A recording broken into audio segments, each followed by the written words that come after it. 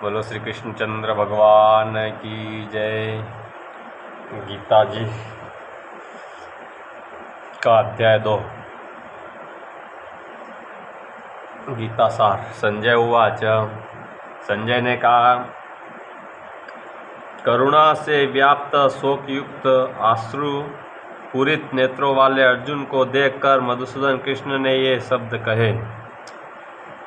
श्री भगवान ने कहा, हे अर्जुन, तुम्हारे मन में यह कल्मश आया कैसे? यह उस मनुष्य के लिए तनिक भी अनुकूल नहीं है जो जीवन के मूल्य को जानता हो। इससे उच्च लोक की नहीं अपितु अपयश की प्राप्ति होती है। हे पृथापुत्र, इस हीन निपुंसकता को प्राप्त मत हो।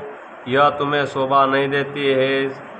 शत्रुओं के दमन करता, हृदय की क्षुद्र दुर्बलता को त्याग कर युद्ध के लिए खड़े हो। अर्जुन ने कहा, हे शत्रुहंता, हे मधुसूदन, मैं युद्ध भूमि में किस तरह भीष्म तथा द्रोण जैसे पूजनीय व्यक्तियों पर उलटकर बाण चलाऊंगा। ऐसे महापुरुषों को जो मेरे गुरु हैं, उन्हें मारकर जीने की अपेक्षा इस संसार में भीख मांगकर खाना अच्छा है। भले ही वे सांसारिक लाभ के इच्छुक हो, किंतु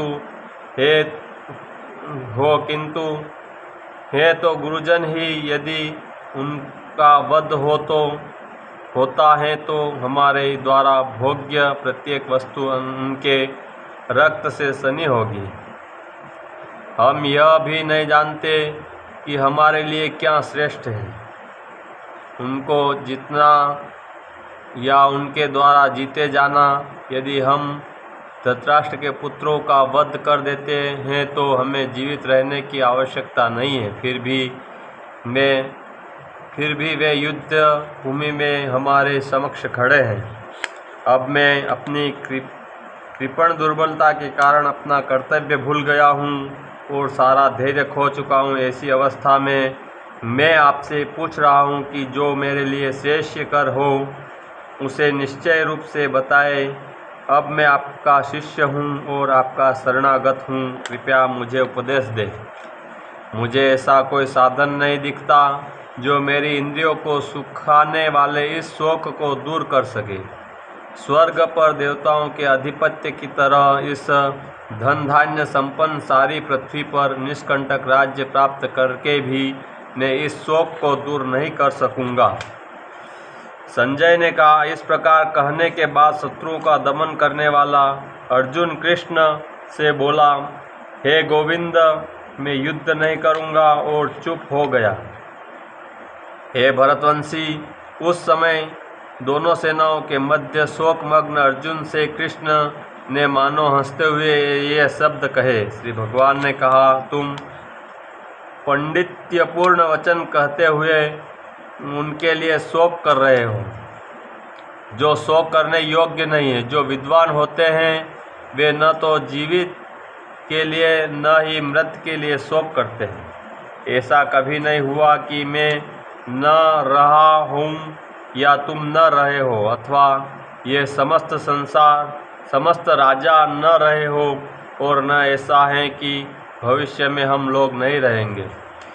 जिस प्रकार शरीरधारी आत्मा इस शरीर में बाल्यावस्था में, तरुणावस्था में और फिर वृद्धावस्था में निरंतर अग्रसर होता रहता है, उसी प्रकार मृत्यु होने पर आत्मा दूसरे शरीर में चला जाता है। धीर व्यक्ति ऐसे परिवर्तन से मोह को प्राप्त नहीं होता। हे कुंती पुत्र, सुख तथा दुख का क्षणिक उदय तथा कालक्रम में उनका अंतर्धान होना सर्दी तथा गर्मी की ऋतुओं के आने जाने के समान है। हे भरतवंशी, वे इंद्रिय बोध से उत्पन्न होते हैं और मनुष्य को चाहिए कि अविचल भाव से उनको सहन करना सीखे। हे पुरुष श्रेष्ठ, जो पुरुष सुख तथा दुख में विचलित नहीं होता, इन दोनों में स्वभाव रहता है, वह निश्चित रूप से मुक्ति के योग्य है। तत्वदर्शियों ने यह निष्कर्ष निकाला है कि असत भौतिक शरीर का तो कोई चिरस्थायित्व नहीं है, किंतु सत आत्मा परिवर्तित रहता है। इन्होंने इन दोनों की प्रकृति के अध्ययन द्वारा यह निष्कर्ष निकाला है। जो सारे शरीर में व्याप्त हैं उसे ही तुम अविनाशी समझो। उस अव्यय आत्मा को नष्ट करने में कोई भी समर्थ नहीं है। अविनाशी, अप्रमेय तथा शाश्वत जीव के भौतिक शरीर का अंत अवश्यम भी है। अतः हे भरतवंशी, युद्ध करो। जो इस जीवात्मा को मारने वाला समझता है तथा जो इसे मरा हुआ समझता है, वे दोनों ही अज्ञानी हैं, क्योंकि आत्मा न तो मारता है न मारा जाता है। आत्मा के लिए किसी भी काल में न तो जन्म है न मृत्यु, वह न तो कभी जन्मा है न जन्म लेता है और न जन्म लेगा। वह अजन्मा, नित्य, शाश्वत तथा पुरातन है। शरीर के मारे जाने पर वह मारा नहीं जाता। हे पार्थ, जो व्यक्ति यह जानता है कि आत्मा अविनाशी, अजन्मा, शाश्वत तथा अव्यय है, वह भला किसी को कैसे मार सकता है या मरवा सकता है। जिस प्रकार मनुष्य पुराने वस्त्रों को त्याग कर नए वस्त्र धारण करता है, उसी प्रकार आत्मा पुराने तथा व्यर्थ के शरीर को त्याग कर नवीन भौतिक शरीर धारण करता है। यह आत्मा न तो कभी किसी शस्त्र द्वारा खंड खंड किया जा सकता है, न अग्नि द्वारा जलाया जा सकता है, न जल द्वारा भिगोया या वायु द्वारा सुखाया जा सकता है। यह आत्मा अखंडित तथा अघुलनशील है। इसे न तो जलाया जा सकता है न ही सुखाया जा सकता है। यह शाश्वत, सर्वव्यापी, अविकारी, स्थिर तथा सदैव एक सा रहने वाला है। यह आत्मा अव्यक्त, अकल्पनीय तथा अपरिवर्तनीय कहा जाता है। यह जानकर तुम्हें शरीर के लिए शोक नहीं करना चाहिए, किंतु यदि तुम यह सोचते हो कि आत्मा सदा जन्म लेता है तथा सदा मरता है, तो हे महाभाव, तुम्हारे शोक करने का कोई कारण नहीं है। जिसने जन्म लिया है उसकी मृत्यु निश्चित है और मृत्यु के पश्चात पुनर्जन्म भी निश्चित है। अतः अपने अपरिहार्य कर्तव्य पालन में तुम्हें शोक नहीं करना चाहिए। सारे जीव प्रारंभ में अव्यक्त रहते हैं, मध्य अवस्था में व्यक्त होते हैं और विनष्ट होने पर पुनः अव्यक्त हो जाते हैं। अतः शोक करने की क्या आवश्यकता है। कोई आत्मा को आश्चर्य से देखता है, कोई इसे आश्चर्य की तरह बताता है तथा कोई इसे आश्चर्य की तरह सुनाता है, किंतु कोई इससे के विषय में सुनकर भी कुछ नहीं समझ पाते हैं। हे भरतवंशी, शरीर में रहने वाले देही का कभी भी वध नहीं किया जा सकता। अतः तुम्हें किसी भी जीव के लिए शोक करने की आवश्यकता नहीं है। क्षत्रिय होने के नाते अपना विशिष्ट धर्म का विचार करते हुए तुम्हें जानना चाहिए कि धर्म के लिए युद्ध करने से बढ़कर तुम्हारे लिए अन्य कोई कार्य नहीं है। अतः तुम्हें संकोच करने की कोई आवश्यकता नहीं। हे पार्थ, हे क्षत्रिय सुखी, वे क्षत्रिय सुखी हैं जिन्हें ऐसे युद्ध के अवसर अपने आप प्राप्त होते हैं, जिससे उनके लिए स्वर्गलोक के द्वार खुल जाते हैं। किंतु यदि तुम युद्ध करने के स्वधर्म को संपन्न नहीं करते तो तुम्हें निश्चित रूप से अपने कर्तव्य की उपेक्षा करने का पाप लगेगा और तुम योद्धा के रूप में भी अपना यश खो दोगे। लोग सदैव तुम्हारे अपयश का वर्णन करेंगे और सम्मानित व्यक्ति के लिए अपयश तो मृत्यु से भी बढ़कर है। जिन जिन महान योद्धाओं ने तुम्हारे नाम तथा यश को सम्मान दिया, वे सोचेंगे कि तुमने डर के मारे युद्ध भूमि छोड़ दी है और इस तरह वे तुम्हें तुच्छ मानेंगे। तुम्हारे शत्रु अनेक प्रकार के कटु शब्दों से तुम्हारा वर्णन करेंगे और तुम्हारी सामर्थ्य का उपहास करेंगे। तुम्हारे लिए इससे दुखदायी और क्या हो सकता है। हे कुंती पुत्र, तुम यदि युद्ध में मारे जाओगे तो स्वर्ग प्राप्त करोगे, या यदि तुम जीत जाओगे तो पृथ्वी के साम्राज्य का भोग करोगे। अतः दृढ़ संकल्प करके खड़े हो और युद्ध करो। तुम सुख या दुख, हानि या लाभ, विजय या पराजय का विचार किए बिना युद्ध के लिए युद्ध करो। ऐसा करने पर तुम्हें कोई पाप नहीं लगेगा। यहाँ मैंने वैश्लेषिक अध्ययन द्वारा इस ज्ञान का वर्णन किया है। अब निष्काम भाव से कर्म करना बता रहा हूँ, उसे सुनो। हे प्रथापुत्र, तुम यदि ऐसा ज्ञान से कर्म करोगे तो तुम कर्मों के बंधन से अपने को मुक्त कर सकते हो। इस प्रयास में न तो हानि होती है न ही ह्रास, अपितु इस पथ पर की गई अल्प प्रगति भी महान भय से रक्षा कर सकती है। जो इस मार्ग पर चलते हैं वे प्रयोजन में दृढ़ रहते हैं और उनका लक्ष्य भी एक होता है। हे कुरुनंदन, जो दृढ़ प्रतिज्ञ नहीं है उनकी बुद्धि अनेक शाखाओं में विभक्त रहती है। अल्पज्ञानी मनुष्य वेदों के उन अलंकारिक शब्दों के प्रति अत्यधिक आसक्त रहते हैं जो स्वर्ग की प्राप्ति, अच्छे जन्म, शक्ति इत्यादि के लिए विविध सकाम कर्म करने की संस्तुति करते हैं। इंद्रिय तृप्ति तथा ऐश्वर्यमय जीवन की अभिलाषा के कारण वे कहते हैं कि इससे बढ़कर और कुछ नहीं है। जो लोग इंद्रिय भोग तथा भौतिक ऐश्वर्य के प्रति अत्यधिक आसक्त होने से ऐसी वस्तुओं से मोहग्रस्त हो जाते हैं, उनके मनों में भगवान के प्रति भक्ति का दृढ़ निश्चय नहीं होता। वेदों में मुख्यतया प्रकृति के 3 गुणों का वर्णन हुआ है। हे अर्जुन, इन तीनों गुणों से ऊपर उठो, समस्त द्वैतों और लाभ तथा सुरक्षा की सारी चिंताओं से मुक्त होकर आत्मपरायण बनो।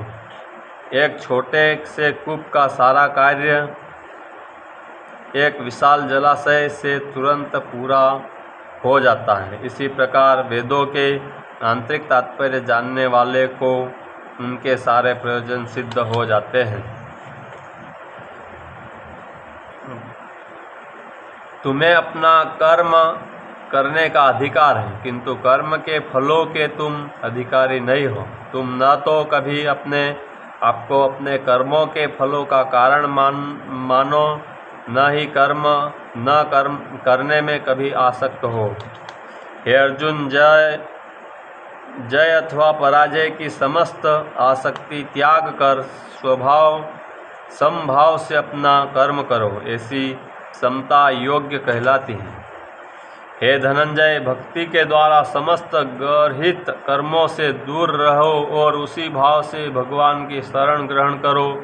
जो व्यक्ति अपने सकाम कर्म फलों को भोगना चाहते हैं वे कृपण हैं। भक्ति में संलग्न मनुष्य इस जीवन में ही अच्छे तथा बुरे कार्यों से अपने को मुक्त कर लेता है। अतः योग के लिए प्रयत्न करो, क्योंकि सारा कार्य कौशल यही है। इस तरह भगवत भक्ति में लगे रहकर बड़े बड़े ऋषि मुनि अथवा भक्तगण अपने आप को इस भौतिक संसार में कर्म के फलों से मुक्त कर लेते हैं। इस प्रकार वे जन्म मृत्यु के चक्र से छूट जाते हैं और भगवान के पास जाकर उस अवस्था को प्राप्त करते हैं जो समस्त दुखों से परे हैं। जब तुम्हारी बुद्धि मोह रूपी सघन वन को पार कर जाएगी तो तुम सुने हुए तथा सुनने योग्य सब के प्रति अन्यमनस्क हो जाओगे। जब तुम्हारा मन वेदों की अलंकारमयी भाषा से विचलित न हो और वह आत्मा साक्षात्कार की समाधि में स्थिर हो जाए, तब तुम्हें दिव्य चेतना प्राप्त हो जाएगी।